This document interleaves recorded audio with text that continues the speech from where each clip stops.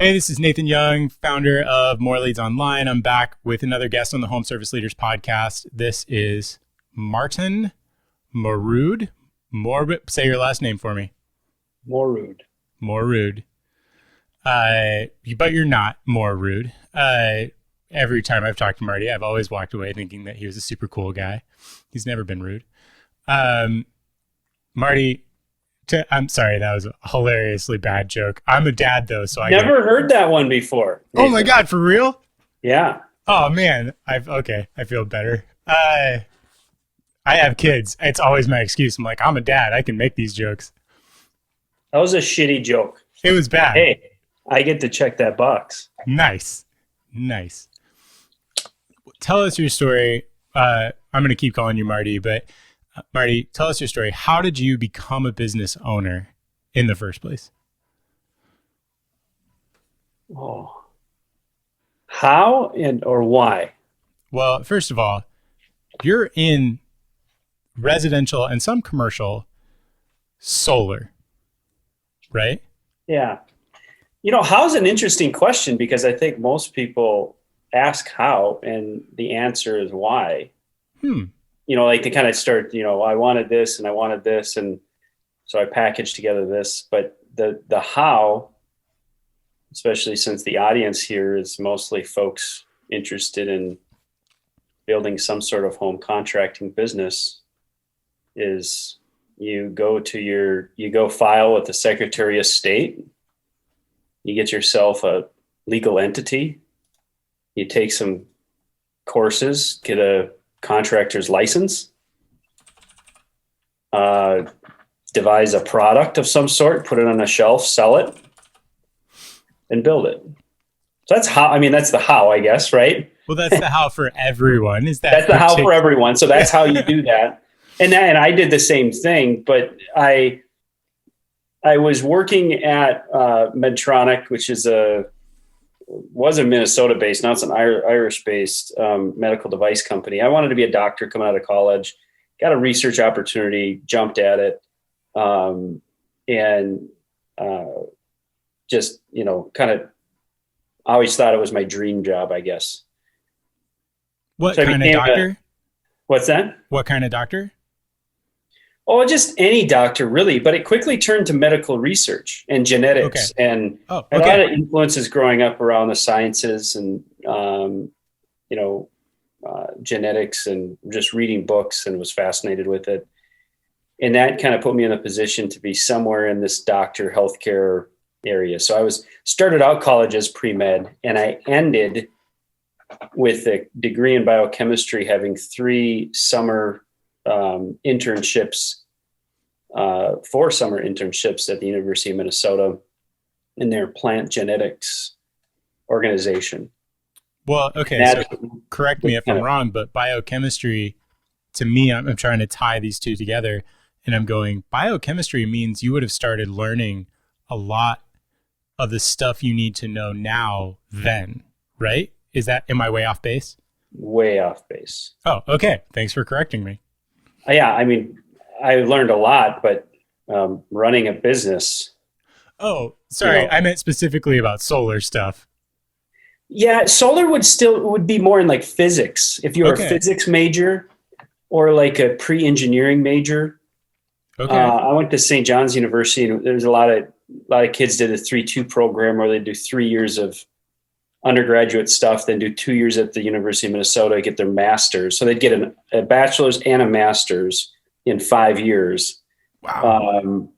And I could see physics and electronics and engineering, classes like that. But there was as an undergraduate, you didn't take any mechanical engineering classes. We took physics 1, physics 2, Right. And so there was an ounce of volts times amps equal watts and resistance calculations and things like that. But I don't remember any of that. And there's definitely, when I was going to school, there's nothing to do with sun angles, azimuth, sun hours, solar power. That was 20 years ago though too. Okay. Now I stand corrected. And I'll dig into that. A couple of questions I have now around that a little bit, but you said you were basically in school, you were pre-med, you were coming up on graduation. You still had no idea that you were going to get into business. You had a research opportunity. You took that. What happened next? Yeah. So I went to work at Medtronic, and it was cool because the mission of Medtronic is to, alleviate pain, restore life, bring back, folks from whatever ailment they're experiencing. And I bought in hard to that mission, was in their corporate science and technology group. And we just did all kinds of research. We were part firefighters trying to fix things for the various business organizations, the stent group, the cardiac, pacemaker group, surgery tool. I mean, back then Medtronic, I think, had 5 major diabetes management, drug pumps. Now they're much more diversified, right. But back then there's 5 major groups, and we would firefight things for them. And we would try to come up with new ideas to expand markets, create markets, expand markets, that kind of thing. So it was a really fun place to be, very forward thinking, kind of felt a little bit like a bottomless budget, your cowboys running off, running after, wild ideas, trying to make things work. Right. But the truth of it is I had 8 bosses in 5 years. And, it's tough to pull off such a strong mission that was written, at that time, 50 years ago, when you got 40,000 global employees. Yeah. Wrestle that culture, under control. And it's just, it wasn't the kind of experience I thought it was going to be. And I had a hard time maintaining control over my destiny. That was the big thing. I would see folks get recruited to Medtronic and go there, and then,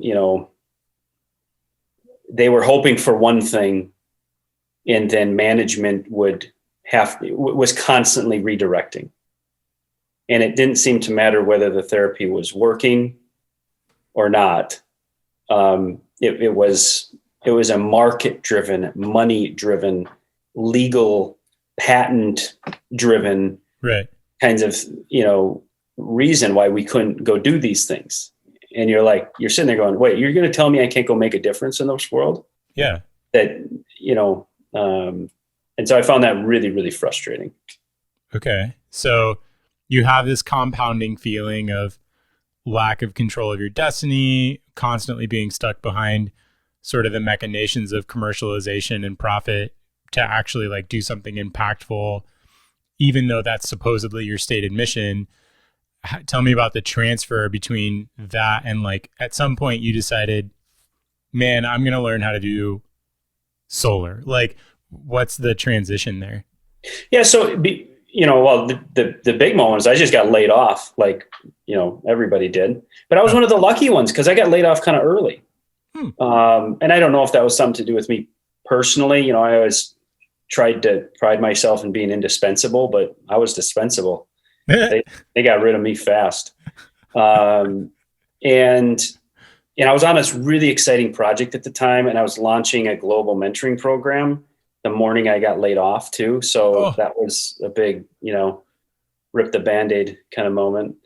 And that really hurt, but my feelings of wanting some control over my future had already been there, and I wasn't at a tipping point. I can't say, to be honest, that had I not been laid off, I would have,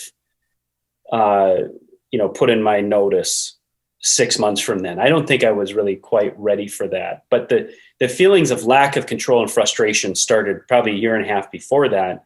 At the same time, I was getting interested in solar. My college roommate did the 3-2 program, was in the solar decathlon at the U of M, and my dad wanted solar. And it was kind of like, hey, can you guys come build this for us?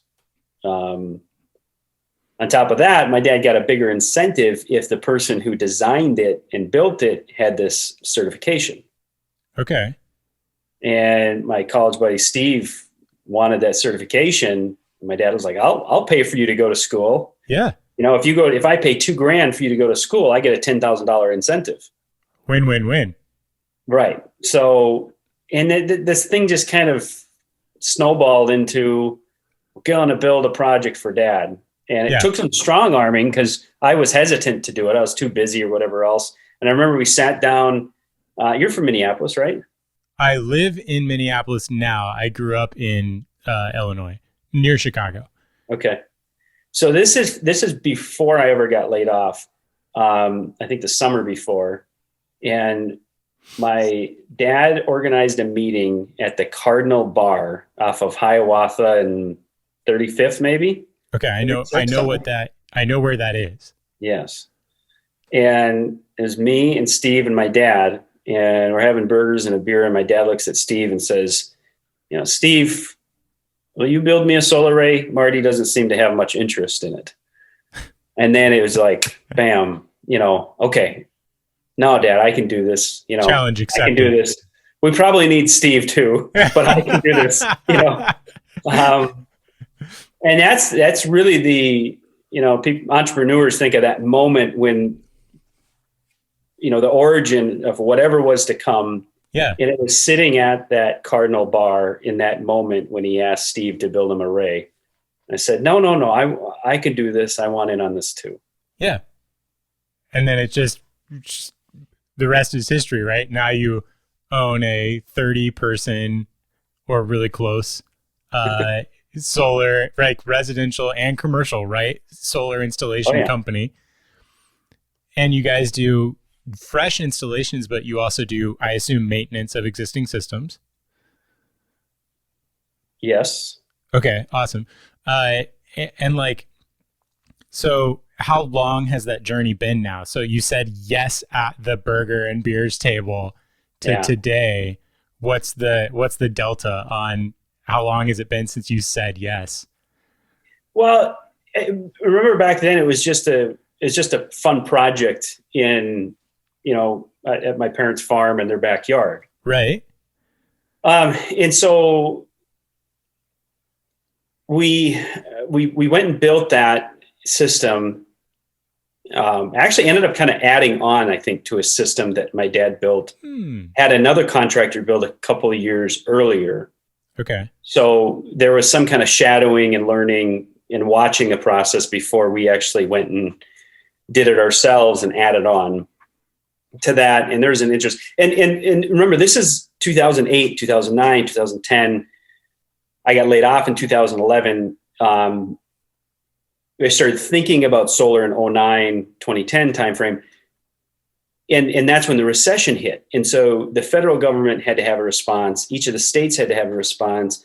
The counties and the cities, every government agency was trying to have a response to this recession, lean in and help out. And in Minnesota, it was green jobs, green jobs, green jobs. And so they were tossing out money left and right for folks that were unemployed to go get an education in this stuff. Okay. And their hope was that they would start businesses or, reinvent themselves and, build it and employ more people. So all that stuff was kind of brewing. And my dad was saying, I know you're frustrated at Medtronic. You should really look into this. No, Dad. Finally built the system for him, got laid off. And when I got laid off, it was, let's go. Okay. And it was, we had got an entity, got a construction license within 30 days, went to Dunwoody, went to St. Paul College. It's interesting. The director of the school at St. Paul College, who managed the whole solar course for a semester, it only took him 9 years, but he called me a year and a half ago and said, "Hey, Marty, you're the only group in town I could imagine doing my array for me. Would you come?" So it was like full circle. It was so, You're like, it was yes. awesome that he came back and was like, "Oh my goodness, you've gone from pestering every one of my teachers to actually doing it. Now can you come back and install something for me?" And it was a lifelong dream of his to have solar. So that was 10, 11 years ago. Okay. It was three of us. It was Steve, Dave, and myself. And we were putting $30 a month into a bank account that we shared. Our name was Living Green Renewables back then. Horrible name, super long. But my wife drew the logo, so you couldn't say no to that. Yeah. Until I had coffee with the marketing gal, and she goes, first thing, change your name. Do it today. Don't look back. I was like, I started to explain to her how my wife had drawn the logo, and she interrupted me. She said, I don't care about your wife and what she drew for you. You change your name, you change the logo. And we kind of knew that because it wasn't a real marketable name. And plus we had become a solar company. You know? I'm so glad that this is probably a stupid thing to say, but I'll say it anyway. Caitlin on my team is going to yell at me for saying this because it's dumb, but it feels like you were able to take the advice because it was a woman who told you, rather than like the dozens of dudes who might have shown up and been like we can't throw shade. You know what I mean? Like, you're never going to listen to us. But when another woman finally showed up and was like, look, I can get on the level with your wife. I get why she did it. I understand. Change the thing. Right. Yeah, totally. And she had major street cred too, you know, and I had none. I had zero. Right. So, yeah, also, I assumed that she was a professional and had the career expertise. She wasn't just some random coffee shop person, but like, yes, of course. Okay, so you changed the name. You have been at this for over a decade now, since that moment of being like. So it sounds like Medtronic sort of kicked you in the pants, right? Well, I felt that way, and for a long time, and I still do sometimes feel like, did I have too much, retribution or, get over it, sore feelings kind of things? Like, no, that stuff drives you, and do not hide, or block the things that drive you, like that's, I think, shortchanging yourself. And the fact that someone in that organization thought I wasn't good enough to keep on, they could have laid other people off. They didn't have to lay me off, it's just a business decision. Don't take it personal. It's like, taking it personal is a major reason, I think, from some of the success I've had. The other success is my back was against the wall. I had no money. I got laid off a month and a half before we got married. Oh my gosh. It was like there's lots of people who have been laid off. And I kind of feel sorry for those people that don't take it personal. Like, doesn't it kind of piss you off? Somebody thought you were dispensable. Right. There was somebody else they could have laid off. And I know there's all kinds of, rules, HR rules about who you can and can't lay off these days. But still, I think it's okay to get pissed off when somebody tells you you're not worth keeping around. Seth Godin, I have this book right here. And it's called What to Do When It's Your Turn. And then the subtext here is, it's always your turn. And it's this idea of like, the person who should be the one to give you permission is you. And when someone else tells you you're laid off, right? It's someone else saying you don't have permission. It's not your turn. And that should piss you off. Yeah. Because you're the one who gets to decide that. Yeah. So I'm totally with you. When someone else says, no, I get to decide whether it's your turn, you should be like, no, screw you. Right. Yeah. So I took it and ran with it. We saved up, we put $30 between the three of us. So $90 into a bank account a month for about a year and a half.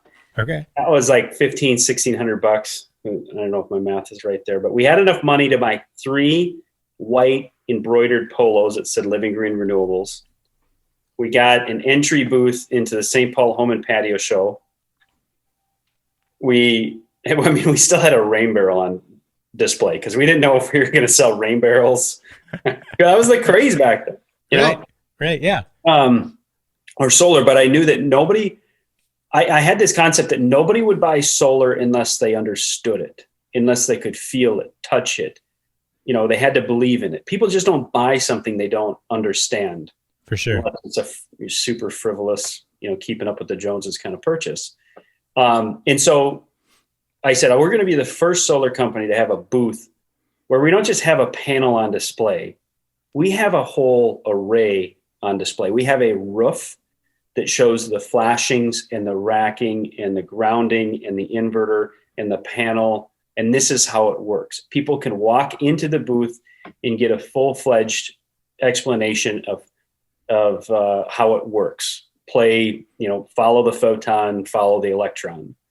And we were able to convince one gentleman named Denny, who had just sold his dentist business, and his goal was to go to the home and patio show and make improvements in his home that would reduce his annual cost, because he was going into retirement. Yes.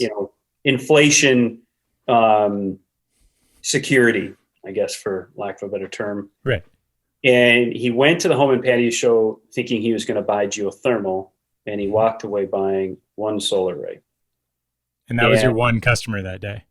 Well, yeah. And I had teamed up with some colleagues in that class and stuff before that. So it wasn't our first project, but it was the first project we were able to charge full price. Right. And make a decent margin on. And we reinvested all the margin back into the business, of course. But it wasn't the original catalyst. I mean, that was probably our fifth or sixth project, something like that. But it was the first real one that we sold to a non-family friend, yes, colleague kind of thing, Jeff Bezos, I was listening to, this is too much context. I'll pare this down. I gave way too much context. Jeff Bezos has a video that he released when Amazon acquired Zappos.com.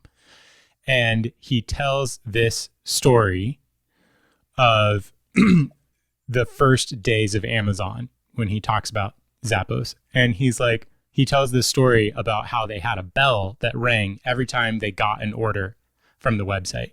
Mm-hmm. And he says, now, I'm thankful to say that eventually that bell got annoying, right? Which was a good sign. Yeah. But it used to be that there were so few orders coming through in the original days that we would all huddle around the computer and look to see the contact details. And, someone would be like, oh, that's my mom. Oh, that's my mom. And he's like, I remember the day. I remember the moment where we all huddled, all six of us or whatever, huddled around the computer. And we all looked at each other and went, is that your mom? It's not your mom. It's not my mom. Yeah. And he's like, we didn't know the person. And it was like this sort of magical moment of being like, oh shit, we're in business. Yeah. And so it sounds like you're saying something like this just struck that chord. Oh yeah, totally similar. Sales has its cycle. It's funny you say the bell. We use an air horn. And nobody's been in the office for the last, 14 months. But back when we were all in the office and stuff and somebody made a sale, the air horn would go off and jump, and it was a blast. It's just some good, camaraderie. The good days, you hear 3 or 4 air horns, one day. Oh my gosh. That would scare the bejesus out of me. Oh my God. Okay. I know that I'm supposed to be happy about that. I'm just so mad at you for having done that. Yes. It's breaking some rules, I'm sure. So now you've been doing this thing, you've been growing your company. It's been a decade. You got your first, right? Like we've had some of these turning point moments. What are some of the surprising things, maybe the top 3 things, if I can ask you, what are the top 3 things that you would say, man, we really hit our head on this thing, maybe whether you expected it or not? It doesn't have to be something unexpected, but just like, give me 3 examples of something where you smacked your head on it and you were like, oh, that was painful. Yeah. Well, knowing when to hire your first employee, especially for somebody who's never had a business before, never had employees, and not knowing, I'm kind of the person that second guesses myself. I'm a slow processor, as my dad would say. And, trying to do it all and not realizing you could do more if you had a helper kind of thing.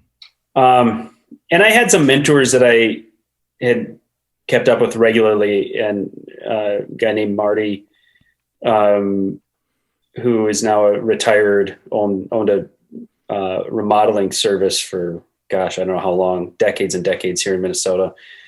He was kind of mentoring me a little bit, and he said, you got to get off the roof. You can't, at the same time, my brother was giving me the E-Myth books. Yes. And kind of pushing, you got to work on the business, not in the business, and that was kind of a big first thing. And then it actually took, there's a program called SciTech Experience that for kids in junior, senior year in science backgrounds, technical, degrees, to get them out into internships. And I hired an intern, and we got a $2,500 back. Half of their wages were covered for the summer. So I said, oh, geez, maybe I can afford $2,000 this summer just to have a helper. That's what it took. And it came way too late. But anyway, that hiring your first employee was a big thing that seemed like a big deal at the time. Looking back at it, I don't know why I was so, worried about it. You just didn't know, right? Right. You didn't know, and quite frankly, didn't really know I didn't have the volume to make an easy calculation. I could get 50% more projects done. Right. Well, we were still, there'd still be 4 months that go by and I didn't bring home a single project. Right. I think at that point when I hired that intern, I had like 3 projects lined up for the summer. I was like, okay, there's going to be enough time, map out all the weeks that person could help me on the installs. And when they're not, they could do X, Y, Z. And that's kind of still how we think about it, right? I got 24 employees right now. And even when you hire somebody new, maybe you have 6 months of work lined up for them, but that's it. Right. You don't hire somebody for 5 years, although once you hire them, I feel you have a, responsibility to keep them employed too. Well, and do you think maybe that feeling too, that feeling of responsibility is something that was sort of holding you back? Well, the intern was easy because they had a start and an end date from the beginning, How long am I responsible for this person? 90 days. Yeah. So, I mean, that's one of the things that I really, and then like a year later, I was still in the field, but I was helping a friend install a system on a weekend with our post driver. Our post driver, original post driver. You drive posts into the ground to build a ground mount, right? Yeah. The original post driver we had, I think I borrowed a Bobcat. Yeah, I think I borrowed a Bobcat from my dad and borrowed this post driver from an excavator up in Bemidji. And the pile driver was a log splitter that must have been 30 or 40 years old, welded onto a plate vertically. So log splitters are like this, right? Yeah. This was a log splitter that was super old, welded onto a plate. So it was like this way, but then they put a cap on the bottom. Right. So it's kind of like just a metal flat fling with a bunch of rocks in there. Yes. And then you pull the hydraulic lever and it would lift it up, and you pull the hydraulic lever and it just smashed down. Okay. Yeah. Super wonky, nothing straight. Everything's kind of farm welded together. Put it on some Bobcat attachment thing. And I was up there on Memorial Day in 2014, I think it was. And by that time I had a few employees, but I could not get out of the field. I still felt like I had to be there for some reason. Yeah. All the more reason I didn't have a good process for anything, because I feared that if I wasn't present, the train would go off the tracks. Right. Yep. So I'm up there and I lost track of what I was doing and I put my thumb in the wrong place. Oh no. And so I smashed my thumb real bad. Yeah. And that's what got me out of the field. Like, I don't know what would have happened. Had that not happened, I still probably would have been forcing myself into the field. But I'm out of it. I cannot do any installation work. And there's a single nerve in every one of your fingers, but there's two that goes to your thumb. Yeah. And I smashed, it wasn't a cut. It wasn't it was just it was flat. Flat. Yes. Oh my gosh. And it grew back kind of. Nobody wants to see that, but yeah. So that got me out of the field, and that was the true, hiring an employee, work on the business, not in the business. I'm sure there's lots of books about just getting out of the way, sometimes, so that whole journey was probably a big one for me. I love this growth, quite frankly. I love this saga so far of your dad being like, so Marty doesn't want it. And then you being like, I'll do it. And then Medtronic being like, you're disposable. And you being like, fuck you, Medtronic. And then you're being like, I can't leave the field. And then this crusher thing just being like, get off the room. Like you always need to get kicked out of something. But then as soon as you get kicked out, you're like, you know what? I'm going to kick ass at the next thing now. Like, it's just like this saga is really fun. And I'm sure I'm sure this hasn't been every single thing in your whole life, but no, it probably has. I've been doing endurance racing now for like 23 years. And the very first race I did was because our high school outdoor adventure teacher was like, I bet you guys can't finish it. We're like, we're going to finish it. When I was at Medtronic, my manager was a marathon runner, and there's a Medtronic Twin Cities Marathon. Yeah. He's like, Marty, you should sign up. You'd love it. It's like a marathon. No, thank you. Not a chance. Not interested. I'll run 5 miles, not 26. Right.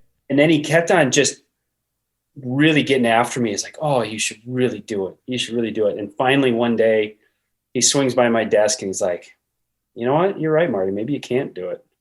Walks away, and I signed up within like 2 minutes. Oh my God. So I don't know. It probably is with everything. Your wife knows this about you on like a deep level, right? Like, I don't know, Marty. I don't think we can get furniture suddenly. She would. I don't know. She's probably the one person in my life who hasn't told me I can't do something. Right. That's not like her. She would never say anything like that. That's hilarious. I guess I got a mix of both in my life. That's fantastic. And also, like talking about this is like to be able to tie those things together. It's so funny. Knowing that you have that type of a trigger in your life too. But so, okay, you really hit your head on that first employee hire, and it took something. It's like two things, right? The first one was hitting your head on that first employee. And the second one really was like getting yourself off the roof, out of the thing. Mm-hmm. And it seems like that was a real struggle for you also. So I want to move from there, and I want to ask you this other question, which is, and you mentioned this kind of your very first customer, right? And you walked in. I was fascinated by the way you said you laid out this booth. Like, you didn't just bring the panel, right? And the panel is sort of seen at, like, I think even still, a lot of the articles that I read talk about increases in like panel efficiency and like solar cell and the blah, blah, blah, blah. And I'm going, it's all the sexy stuff, right? Like, it's all the exciting, it's all the buzzword stuff. But you're like, no, there's a person who has to have somebody go nail this crap on their roof. And what, like, that's their house. And like, how do they feel about that? What's actually happening? What's happening to their home? And so I wanted to ask you now, at having read E-Myth, having originally had that idea to like walk somebody all through, like, what's this like as a new homeowner? Like, people want to know what happens next, right? Like, and I think the public is becoming more educated about this, but, they're like, oh, I'm looking into solar. I'm thinking about solar, and it's like, cool. Yeah, we can go and we can do this walkthrough. Like, help us understand, what's the process like as a homeowner? What happens next? Nobody's gone through this shit before, and neither have their parents most of the time. Mm-hmm. Good question. Yeah, and I mean, we put tens of thousands of holes in people's roofs for a living too, Mm-hmm. And I thought originally people really wanted to know how we do that and how we keep their roof safe. I think customers don't want to ask either. Like, I think that's kind of, some of them do. Right. And no, we've never had a leak. But it's kind of, I don't know. So you're asked about sales process, essentially, right? Yeah. Homeowner is interested in having solar. If I'm interested in replacing my water heater or getting the HVAC fixed or whatever, I can probably call my dad or my grandpa if I don't know, right? If I'm in my early 30s, I've experienced this, but like my friends call me or they call their parents and they're like, what do I do? Who do I call if I find a good plumber, or if I find a plumber, like what's going to happen? And people want to know like what happens. And so like what happens? How what's the process like? Yeah. Well, and this has evolved over time too, because as people get more educated and more comfortable, more confident in renewable energy, I think the sales process has shifted.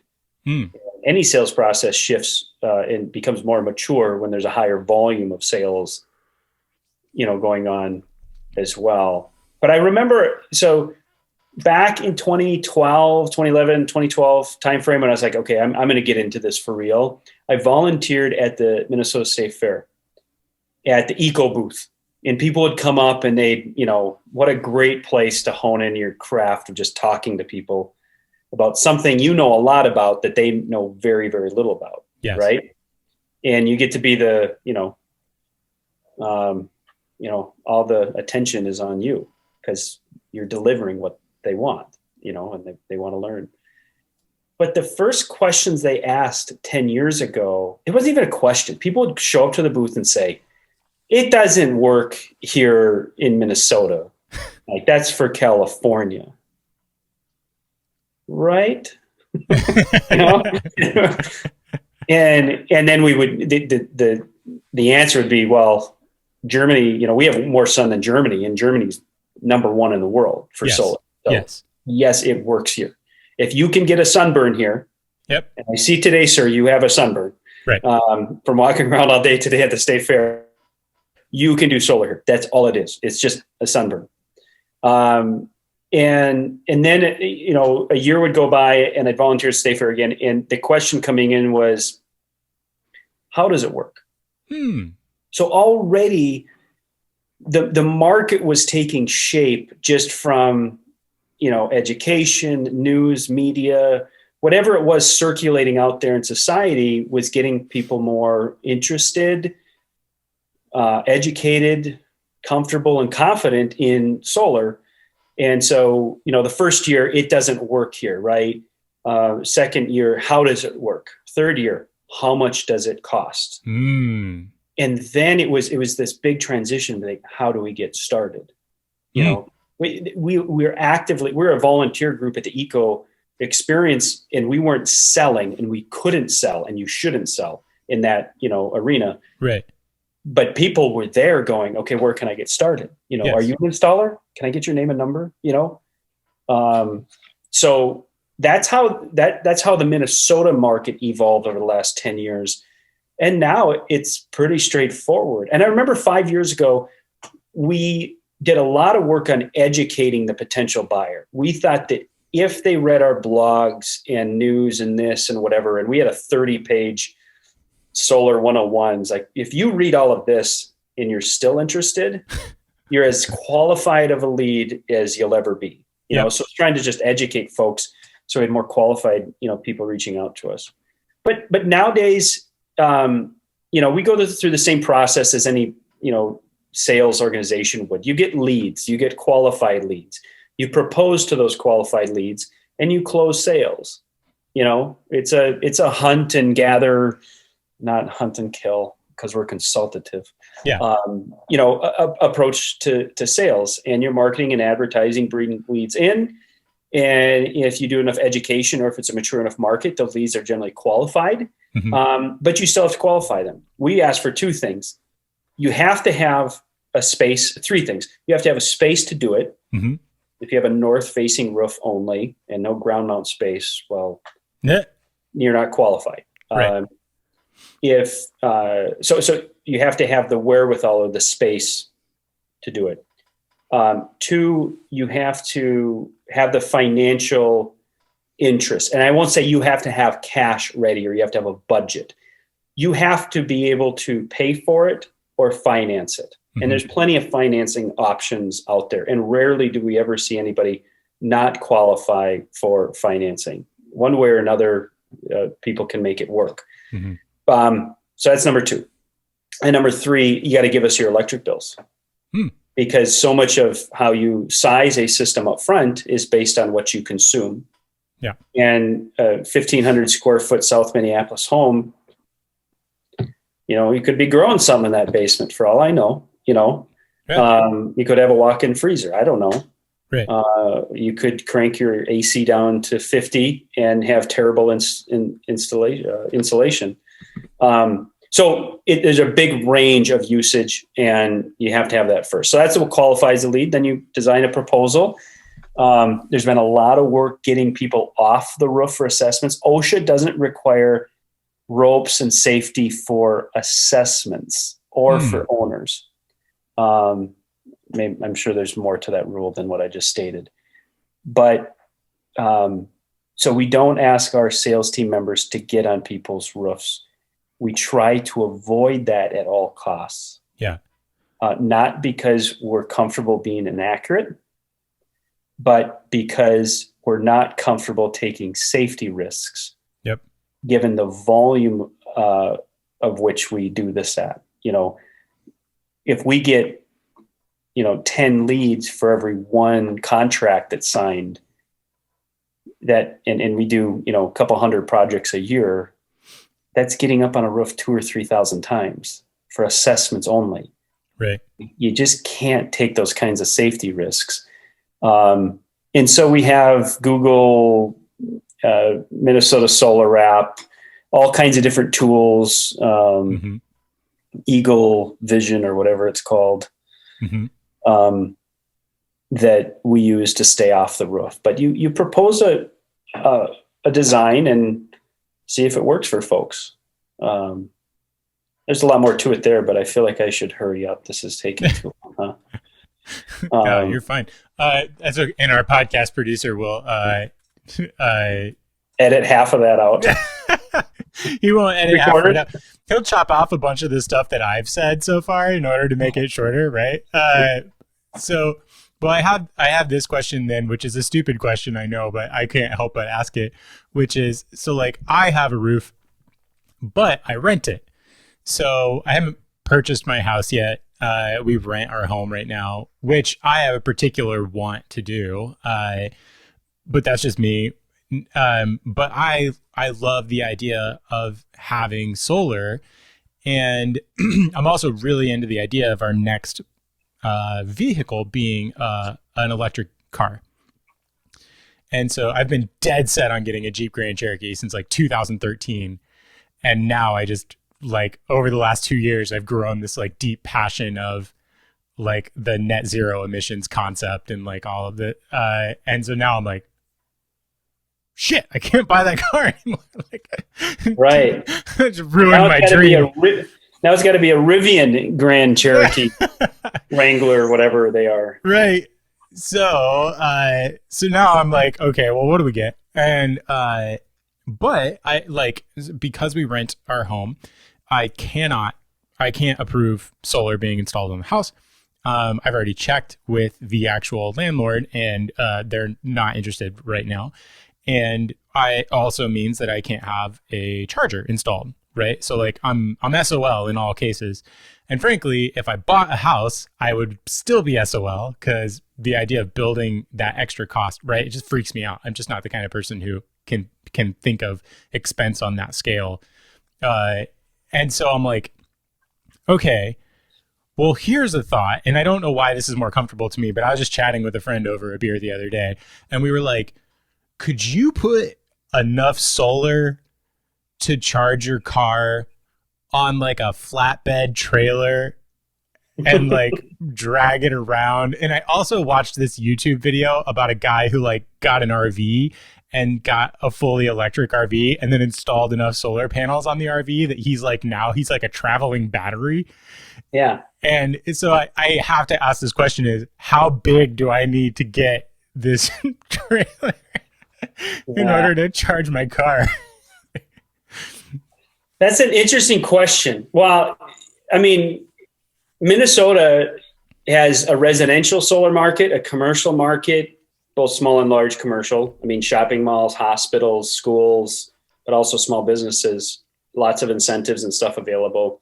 And then we have community solar, which is like 5-acre fields, along an XL distribution line. And then we have utility scale stuff like what's going up in Monticello, taking up hundreds of acres. The community solar, we're one of the only states that has every single market kind of firing on all cylinders. Don't get me wrong. There's all kinds of other opportunity, and we need to do more and more and more as a policy side. But the fact that we have, all 4 of those markets up and running in Minnesota is hats off to our policymakers. But the community one is designed for you. You can subscribe to a community solar garden as a renter, but you probably have. It's like a magazine subscription. Sign up and they'll. And if you normally pay $100 a month for electricity, you can get $100 credit on that. And now, instead of paying XL, you're paying the garden for the energy, right? And they probably aren't going to sign you up month to month like any lease. But they are. I think the Attorney General has said that they have to be cancelable. Is that a word? I don't know. Well, I understand what you mean, though. Yeah. You have to be able to break out of it. You're right. And so when you buy a house, you could either transfer that subscription or you might be able to cancel. So I don't know what's in subscription agreements these days. So that you should be able to do. I would push landlords to do it too, because, and are you paying for your own electricity? Yeah, I'm paying for my own electricity. So, I mean, I would try to get my landlord to do it. If they're not interested, they probably don't fully understand the upside for them, including tax credits, depreciation, incentives, and delivering renters what they want, which keeps them around longer too. Well, I'm in for everything you said. I do still want a yes or no to my stupid idea. Couldn't you technically do an installation on like a portable thing and it still have to be useful? Not with the EVs as they are today. Okay. I mean, you can put a bunch of panels. So electric vehicles take AC power to charge. Right. They can take DC as well. I think some of the Teslas take DC and the superchargers. But panels are DC. The electrons coming out of panels are flatlined in direct current. So your car doesn't want that kind of juice. Right. It wants the same juice your coffee maker gets. And the only way to get that coffee maker juice is to put an inverter in, invert the power from DC to AC. When you do that, it makes it single phase, 240 volts, 60 hertz. It's grid ready, appliance ready, EV vehicle ready power. You could put an off-grid inverter in place, and when the sun is shining, it'll turn that inverter on, it'll kick out AC, and that AC power would go to your car. That is a possibility. Like physically it is. Probably pretty expensive. In Minnesota, if you buy a kilowatt hour for 10 cents, you can sell it back for 10 cents. So why go the off-grid route when, if your car's not parked there on a day like today, when it's nice and sunny, you're just wasting it. And the only way you get payback on anything is just use it, Right. Okay. So basically the answer is it's technically feasible, but also, yeah, it's a stupid idea. Yeah, everything's technically feasible. I don't give up on those. But now the RV guy, right? Yes. He still has a gas RV. I don't think so. Pretty sure it was a full conversion.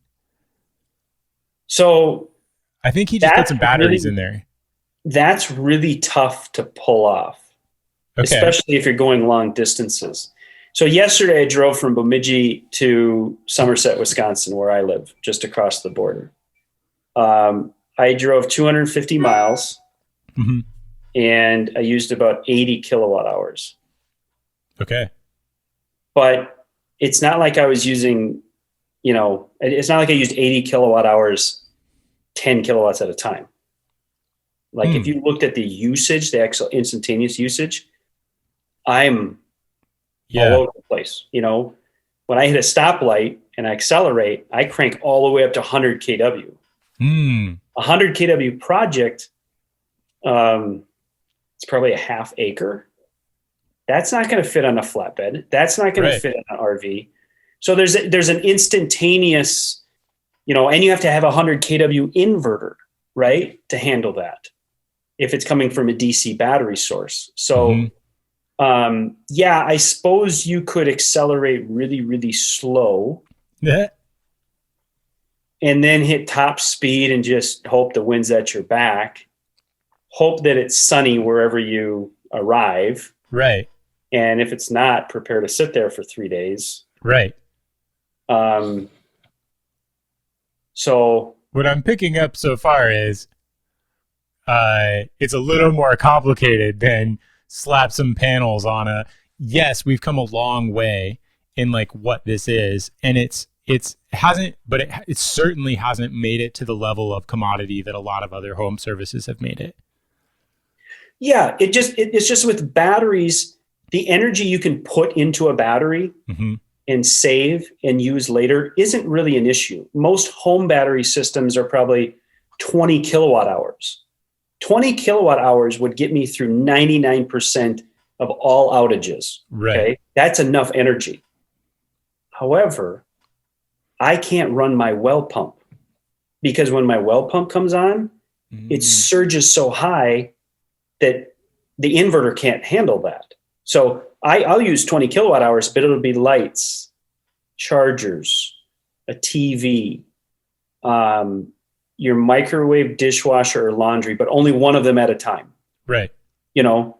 So, and to go back to the car thing, it's like you can have a battery, it can store enough energy, but to accelerate from 0 to 60, you have to have this huge capacity. Otherwise, it'll take you 3 minutes to get there. Fascinating. So that's a big issue right now with home battery systems. Is a lot of them are like 7.6 kW, and 7.6 kW is enough for a few appliances, lights, outlets, that kind of thing. But you can't open your garage door, run your microwave at the same time. A lot of it has to do with that initial spike. Exactly. Huh. And it's not always a spike. You don't just have to build the system to be able to handle the quote load. You have to build the system to handle like those spikes, basically. Yeah. Huh. Energy and capacity are two different things. Energy is power over time, kilowatt hours. And we don't seem to have an issue. Tesla's got a 100 kilowatt hour battery, 80 kilowatt hour battery, and those are affordable vehicles. That's not the problem. Getting an inverter connected to them that allows you to do whatever you want with that battery at any moment's notice is an issue. Interesting. I want to ask you this one more question, and then I'll wrap, because this has been, I'm ready to go into the deep, right? I have so many questions firing off in my brain. Why are we still using AC power instead of DC power? Like, can I get a better inverter? What about the new stuff coming down so I have all of it. I'm like, oh, you've opened up the floodgates of my curiosity now, man. So right about that moment, I'm like, probably this is where I should get rolling. So then otherwise I would just keep like, have you ever been to the roller skating rink and you play the arcade game, right? And then it gives you 3 tickets and then you like try to slowly keep pulling the tickets out. I don't know if anybody else has ever done that. Oh, but that is a amazing idea. I've definitely done that and gotten like an extra 100 tickets. Sorry, whoever, guy who owns. Sorry, Chuck E. Cheese. That's what I'll do all day once somebody gets my curiosity running. I'm like, why don't you just give me 5 more minutes? Why don't you just give me... So I have this question, which is, who are the best partners? So I ask guys this question all the time. It doesn't seem to be a very popular concept within home services to partner with other companies. I think there's a decent amount of still fear or concept that like, oh, if I refer a customer to somebody else, they're going to like take that customer unless it's like my best friend, John or whatever, who owns the. And so even though you might do completely different things, there's sort of this stigma of disclosing that, which to me is weird because I'm like, look, if the homeowner needs the thing, they're going to go get the thing. Like you either get to have it within the circle you choose or the person's going to choose their own. But so there, I think there's this disconnect and I want to try to close that gap if I can. And I want to help get this idea out here. So like solar is different than roofer.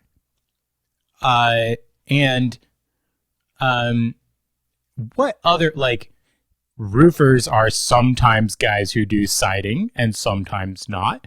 And so like, who is the best partner for you, right? Who else do you guys need to have on call, or who is the next best person to be like, oh, if only every company that was this type of company knew a solar company also, like we would make a great pair. What are those pairs?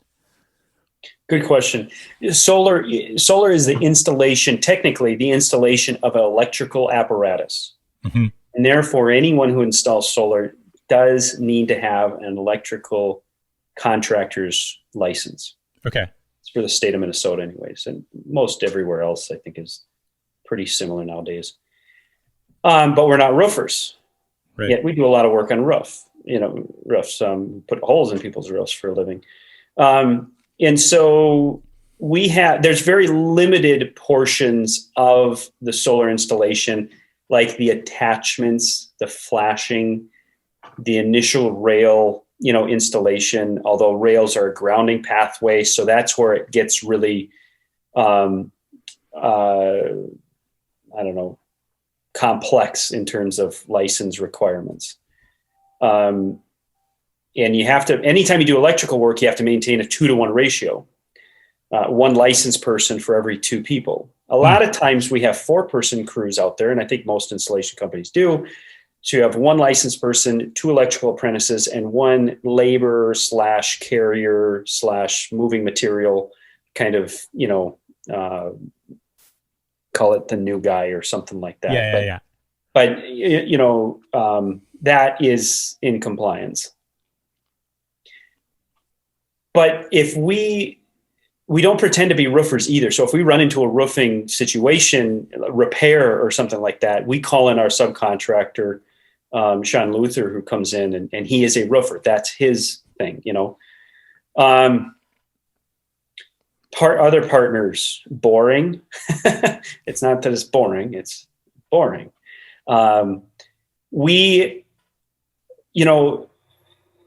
Labor and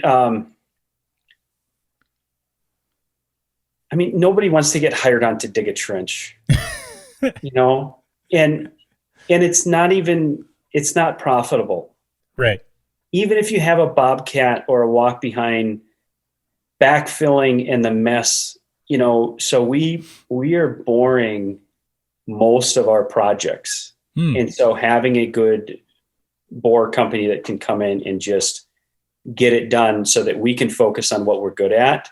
Yeah. And not break our backs doing it. That's been really successful. For us, that's it though. I mean, we're an electrical contractor. We're a building contractor. We do pretty much all of our own work. We have an electrical subcontractor that we'll use from time to time. We pride ourselves in doing everything ourselves so we can keep control of quality, timeline, schedules, communication, all those good things. Right. But if it comes down to somebody else's tax credit and getting their project in by December 31st, and the only way to do that is to use an electrical subcontractor for some assistance, then we'll bring them in and we'll, no contractors ever flatline, it's always schedules changing all the time. Yes. You have to be a good partner with all of the authorities having jurisdiction, the permitting folks. Mm-hmm. They, I think, know more about solar now than they ever have, of course. And so permitting for solar is pretty straightforward these days. We're still educating some AHJs out there, but the last 9 years haven't been like that. And so just being willing to explain and talk through projects with permitting officials, building officials has been huge. And then the utility, the utility's got all the control in this whole market. It's like utility versus policymakers. Policymakers pave the way, create these statutes, which are just cracking the door open so that we can do more clean energy for our state and make a meaningful difference in our future energy recipe. While the utilities want control over that. Mm-hmm. And in order for us to move smoothly through these processes, we just have to be good partners and, supporters and stewards of the utilities process. But that has been excruciatingly painful. It's such a David and Goliath thing for solar companies of any size, because I don't care how big your solar company is, the utility is bigger. Mm. And, sometimes you just feel pushed around. And it's, I look at all those books on your shelf right there. Yeah.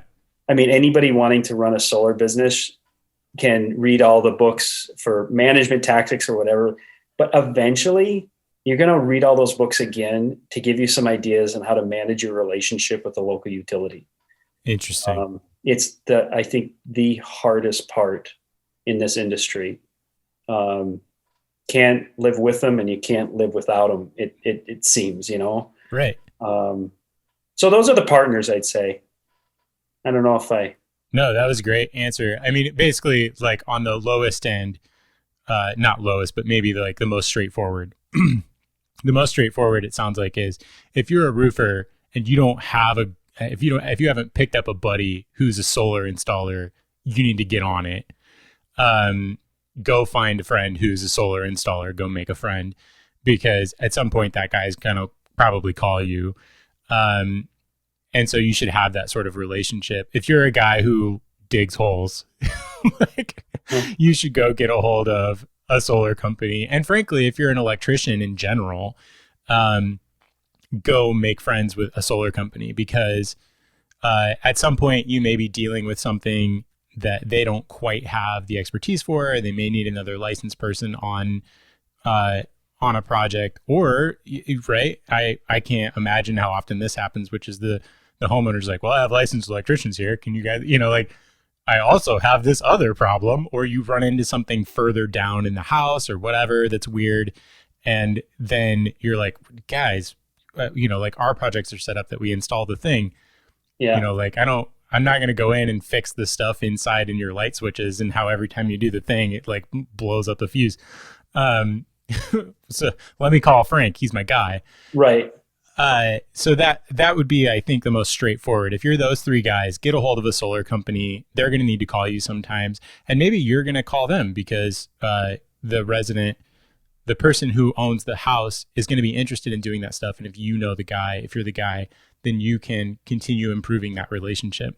I totally agree. I mean, solar is a very unique product to put on a shelf. You know, like all other construction companies, we have the same process. You contact to contract. Everybody's got to get through that one. Contract to construction. Mm-hmm. Everybody's got some process to do that. Construction to commissioning, and commissioning to closeout. I call it the 5 C's of solar, but it should really be the 5 C's of construction. And so at the basic level there, but internally, we have over 120 steps to get us just from contract to commissioning. Yeah. You know, and we got 3 different inspections: building inspection, electrical inspection, and utility inspection. All the design, the interconnection, the permitting, the procurement work. And we still see other contractors try to be that for folks. And I think this is the point you were driving home there, is get to know a solar company, because sooner or later, one of your clients is going to ask about solar, and your ability to handle it with intelligent answers, or hand off to a professional that's going to make you look real good in front of your customer. Yep. You know, all that trust and respect. I remember like 8 years ago, I was in a group called NARI, North American Remodelers, something like that. Yeah. And I thought I would join that group to get referrals. What I really got was a bunch of mentors. Yes. You know, a bunch of business owners that knew what they're doing. And I could just, by being aware in that arena, I could absorb all of these good things. And I quickly learned that that's not the place for referrals, you know, but it is the place to learn about each other and to earn respect of one another. And a couple of people would want to pass leads back and forth. It's like, hey, if I get you this, you know, I pass on this referral to you, and they go forward. What do I get? And it was kind of like a finder's fee, you know. And so, right. And I remember talking to one gentleman. He came over and said the same thing. He's like, hey, I got somebody. We're doing a project for him. It's kind of a whole retrofit job, and I think solar would be really good. They seem like the kind of couple that'd be interested in this. Would you be interested in taking a look? And I said, absolutely. You know, what do you want for a finder's fee? I was a kid amongst all these, you know, mature business owners and contractors. He goes, finder's fee? What do you mean? It's like, well, you know, this becomes a project. Don't you want something in return? I kind of thought that's what he was like. No, I just want my homeowner to be satisfied and really well taken care of. Can I trust you to be that person? Right. I was like, whoa, cool.